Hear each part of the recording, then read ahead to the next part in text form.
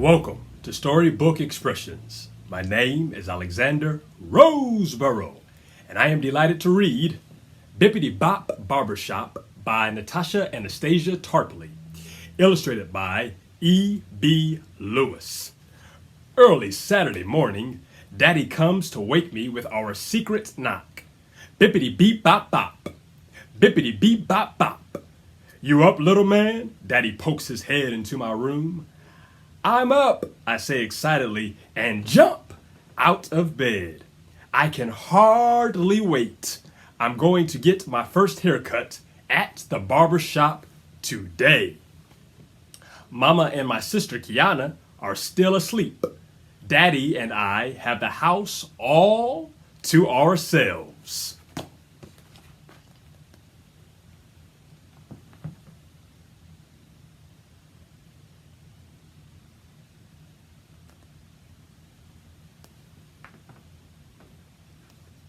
Quietly, Daddy and I dress in matching blue jeans and gym shoes, then head outside. We turn onto Main Street and stop at Jack's Sweet Shop. Daddy orders a gooey cinnamon roll and black coffee, and a glazed donut and chocolate milk for me. Miles is getting his first haircut at the barbershop today, Daddy tells Mr. J. Is that so? Mr. J asks. Leaning over the counter, I nod yes. This calls for a celebration. I'll make your milk a double. Mr. J pours chocolate milk into a tall cup.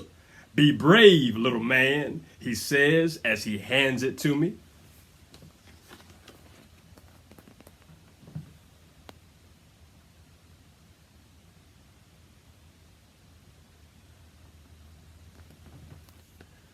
We eat as we walk. Up ahead, I see the green and yellow awning and the white letters on the window that say Seymour's Barbershop. Next to the door is a short white barber's pole. It has red stripes which curl and swirl around it like strange fish swimming in a sea of white. And there's Mr. Seymour in the window with his wild gray hair, dusting off his big shiny chair. Mr. Seymour has been Daddy's barber since Daddy was a kid like me. Now he'll be my barber too.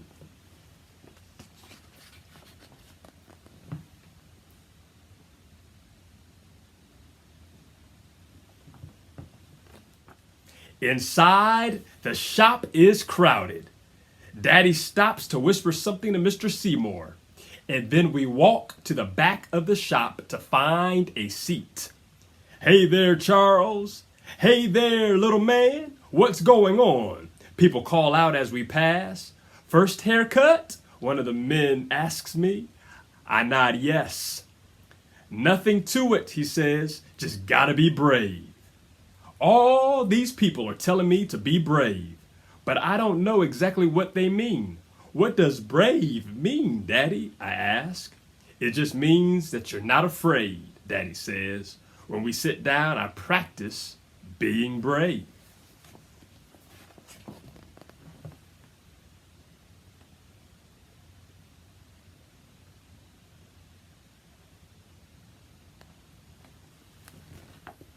As Daddy and I wait our turn, we watch two men playing checkers. Slap! One of the men slams his checker on the board. King me! He shouts with his arms raised high. Another group of men is clustered around the television at the back of the shop watching a basketball game. Come on, man! Shoot the ball! What are you waiting for? Pass it! Pass it! Foul! That was a foul! The ref must be blind! Woo! That boy can fly! One man cheers when his favorite player finally makes a basket.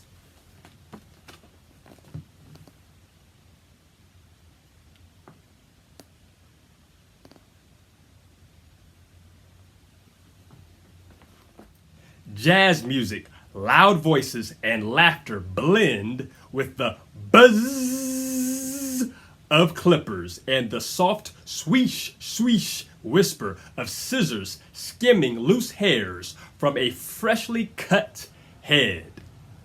I look at the men in the row of chairs in front of me.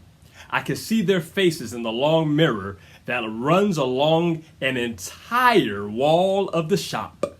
The man in Mr. Seymour's chair is getting his head shaved. "Take it all off," he says. A patch of sunlight gleams right on top of his bald head.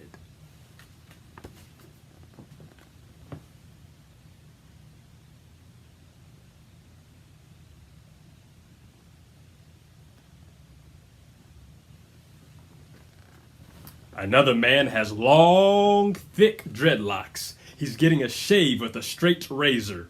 When he leans all the way back in the chair, his locks almost touch the floor. The next man is getting his hair cut low all around. The clippers go back and forth, dipping and gliding across his head, making smooth waves that ripple through his hair. In the last chair, there's a kid, a little older than me, getting his big curly afro trimmed. "Just a little off the sides," he says, "but none of the styles I see look like me."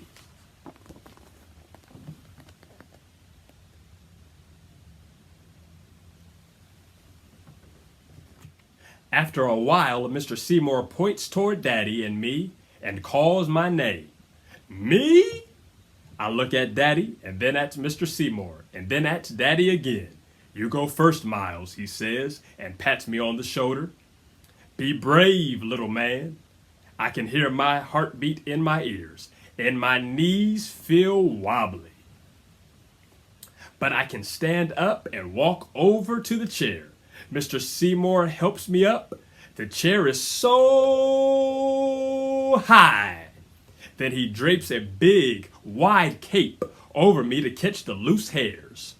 "What style would you like for your first haircut, little man?" Mr. Seymour asks. I shrug my shoulders. "I don't know."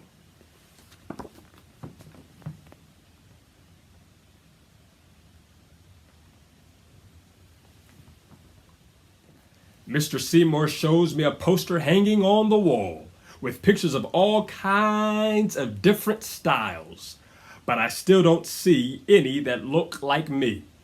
I take one more look around the shop, and when I see Daddy, I know right away which style I want.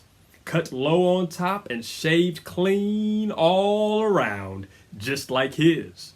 I whisper to Mr. Seymour, and he goes to work.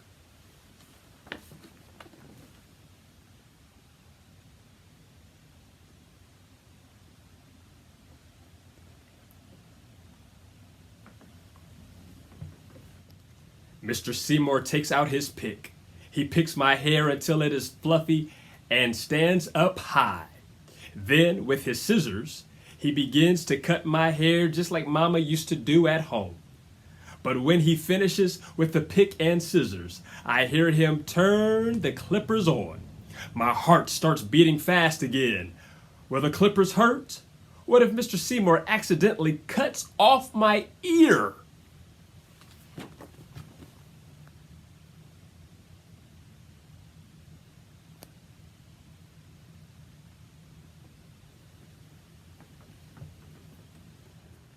The loud buzzing noise is coming closer. Then I feel a tickle creeping up the back of my neck. I get so scared. I duck down as low as I can go in the chair and throw the cape over my head. I peek out from under the cape when Mr. Seymour turns the clippers off. Daddy is squatting beside me. "I tried to be brave, but I didn't know how," I say with tears in my eyes.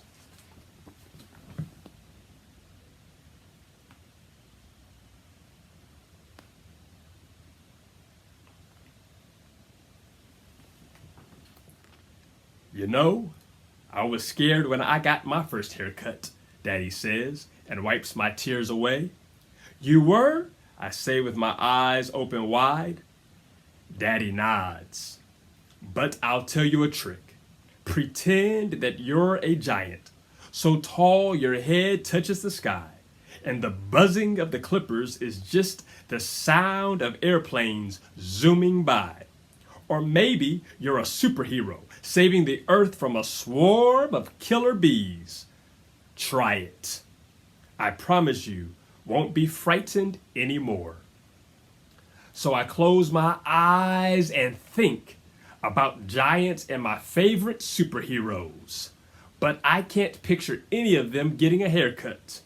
Then I remember watching Daddy get his haircut.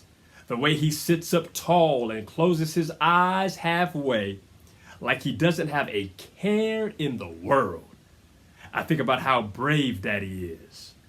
And I get brave too.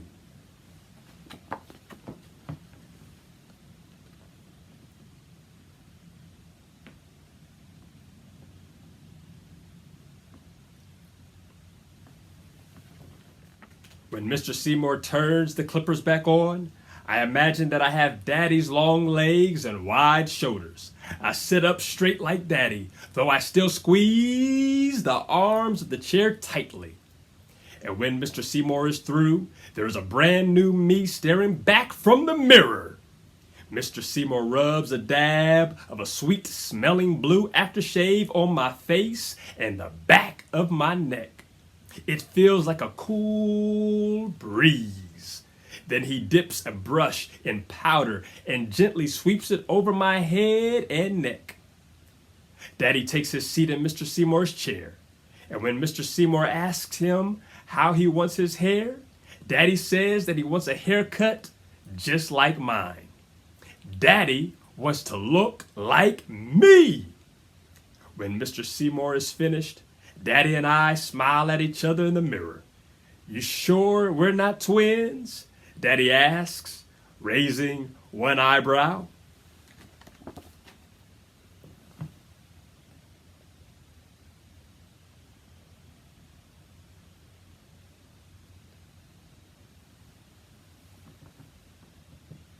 On the way out, some of the other men in the shop hold their hands up to me for high fives. Looking sharp, man, they say. Guess I can't call you little man anymore, Miles. You're one of the big boys now, Mr. Seymour says, and shakes my hand. See you next time.